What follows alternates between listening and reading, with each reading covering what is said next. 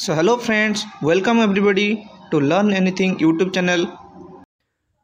So friends, आमर बहुत प्रतीक्षार अंत घटी जोटा कि समस्ते अभिभावक ठारू आरंभ करिकी शिक्षक शिक्षयित्री पिला माने मध्य चाहूले जो अत्यधिक गरम गुलगुली जुगु विद्यालय टाइम टाकु परिवर्तन करा जाऊ किंबा छुट्टी पकई दिया जाऊ।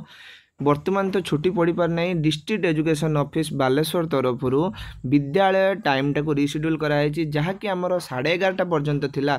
आपण माने जेमती देखि पारचंती आजिका डेट्रे 16/4/2024 रे चिठी हेची अत्यधिक हिट वेव सिचुएशन पाई प्रथम रु द्वादश पर्यंत समस्त प्रकार विद्यालय को 6:30 रु 10:30 पर्यंत वर्तमान समय कर दिया जहाँकि इमिडिएट इफेक्ट रे करा जायछि।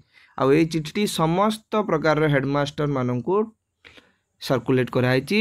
तो काली छुट्टी अच्छी 18/4/2024 ठारू एटा कड़ाकड़ी भावे लागू हेबो। तेणु आपण माने समस्त ए नोटिसटा को ध्यान से मने रखंतु एवं निज विद्यालय रे कार्यकारी करंतु। Thanks for watching. Hope you enjoyed the video. Don't forget to like, comment and share. Please subscribe our channel.